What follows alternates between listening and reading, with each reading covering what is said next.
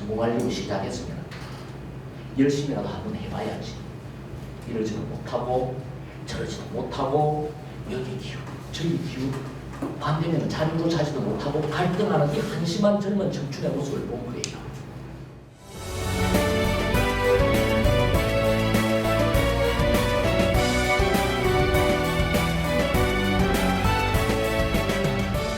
저는 마산 오동동에서도 술집 동네 한복판 뒷골목에서 태어났어요.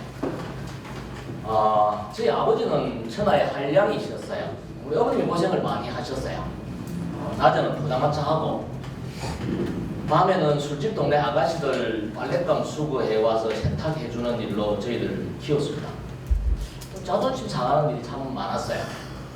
뭐 빨래하다가 팬티라도 하나 없어지면은 술집 아가씨가 와서 우리 어머님 앞에 닥달을 하면서 팬티가 얼마짜린데 우리 어머님 쩔쩔 매고 머리 조아리는 모습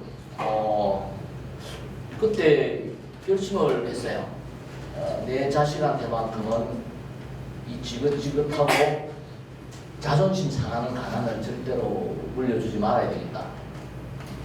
마산 상고라는 학교를 나왔어요. 취직을 했습니다. 그리고 야간대학을 다녔어요. 첫 번째 다녔던 회사가 부도가 나버렸어요. 세상이 참 만만치 않구나라는 것을 그때 처음 느꼈습니다. 학교 졸업하고 노동자가 되었습니다. 노동운동을 했습니다.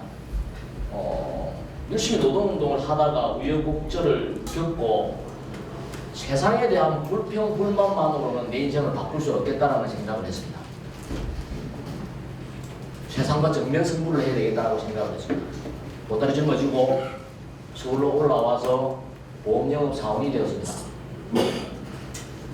3일 동안 생존교육 받았습니다. 그리고 필드가 나왔습니다. 갈 데가 없었습니다. 그때 서울 구경 참 잘했습니다. 하루 종일 버스 타고 돌아다니고 하루 종일 전철 타고 돌아다니고 도시의 콘크리트 숲속에 버려진 외로운 하이에나 여기 기우 저기 기우 갈 데가 없으니까 밤 되면 고민하고 갈등하고 술 마시고 그런 시간을 서너 달의 시간을 보냈습니다. 근데 제 인생을 변화시킨 결정적인 계기가 왔습니다. 어느 날 우연히 절에 갔습니다. 가만히 보니까 절에서 행사를 하고 있어요. 절을 청배를 하는 행사를 하고 있었어요. 나도 한번 해볼까라는 생각이 들었어요. 여러분들 그런 거 있잖아요. 일이 잘 안 풀리고 막 복잡하고 그러면은 내 몸을 혹사시켜서 카타르시스를 느끼는 그런 기분이 있잖아요. 그 땅으로 올라갔습니다. 그리고 사람들이 절을 할 때 저도 따라서 절을 했습니다. 저는 불교신자도 아니고 절도 한 번도 안 해봤기 때문에 견근절을 해가면서 중간에 그만둬야 되겠다는 생각도 많이 했지만 그래도 마음을 다잡아먹고 청배의 절을 다 했습니다. 정말 뭔가를 한 것 같은 기분이 뿌듯한 그런 마음이 들었습니다. 자리에 앉았습니다. 그리고 아직까지 절을 마치지 않은 사람들을 한번 둘러봤습니다. 제 옆에서 할머니 한 분이 절을 하고 계셨어요. 그 할머니의 모습을 이렇게 쳐다보니까 저는 그때요. 사람의 모습이 이렇게 아름다울 수 있구나라는 것을 처음 느꼈습니다. 아주 가냘픈 할머니예요. 회색 겉복을 입고 계시고 하얀 머리에 비녀를 꽂고 계시고 등이 이렇게 굽었어요. 한 배 한 배 정성을 다해서 절을 하는 모습이 아름다움을 넘어서 신비롭다는 생각이 들었습니다. 할머니도 절을 마쳤어요. 제 옆에 앉으셨어요. 동지애가 느껴졌어요. 그래서 제가 말을 건넸어요. 오, 할머니 대단하세요. 젊은 저도 힘드는데 힘들지 않으세요. 할머니 왈, 총각, 매일 하면 안 힘들어. 나는 오늘이 100일째야. 저는 제 길을 의심을 했습니다. 예? 뭐라고요, 할머니?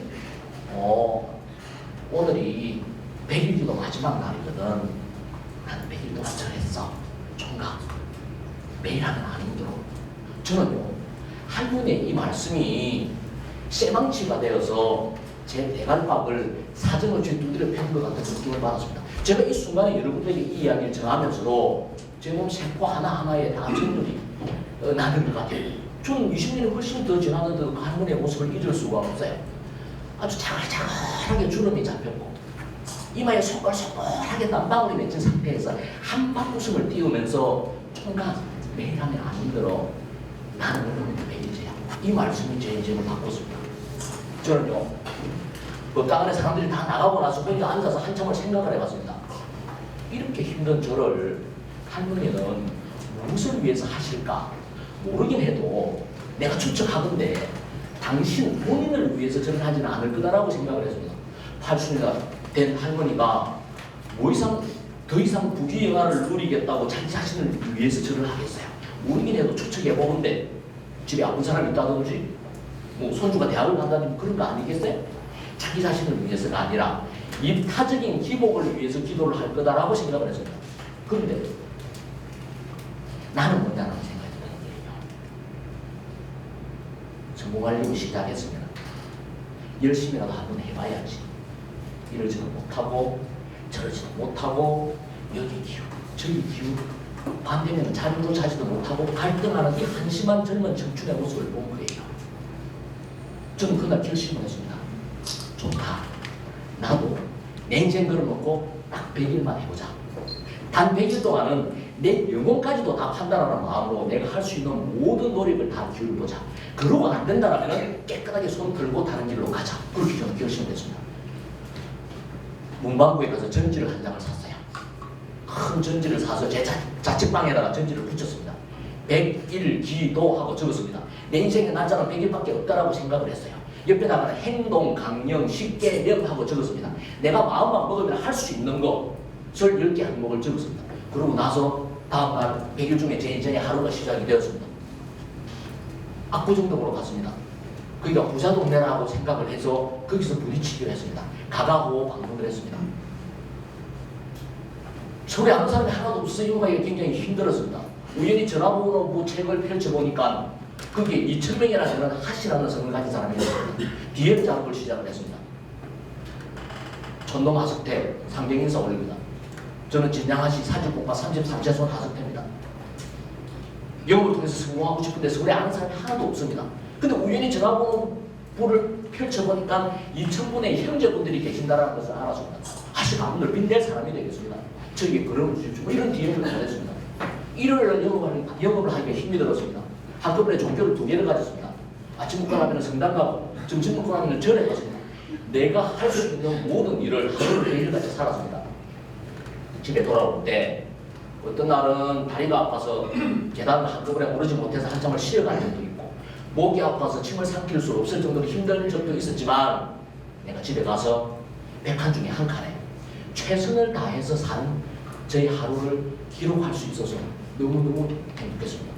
저는 그렇게 100일을 살았습니다. 그러고 나서 제 인생에 기적이 일어났습니다. 비포 애프터로 일면식도 없었던 사람들이 마음의 문을 열기 시작을 하는데요. 저는 100일 동안 열심히 일을 할 때도 단 한 건의 계약을 체결하지 못했습니다. 신기하게도 그 이후에 계약이 되기 시작을 하는데요. 저는 넉 달 동안 일을 해서 첫 월급을 14만 원을 받았습니다. 근데 이게 100만 원이 되고 1000만 원이 되고 한 달에 1억 이상의 급여를 받는 사람이 되었습니다. 20년 동안 영업 현장에 근무하면서 이동을 해본 경험이 별로 없습니다. 인터내셔널의 네덜란드 그룹, 세계에서 가장 큰 종합금융그룹에서는 한국인으로서 유일하게 명예의 전당에 허락된 명예를 안았습니다. 촌놈이 영업 총괄하는 임원을 ING와 미래시에서 8년 동안을 했습니다. 이 촌놈이 100일을 투자해서 성공에 대해서 가장 큰 당부예요. 여러분들 박수 한번 보내주세요.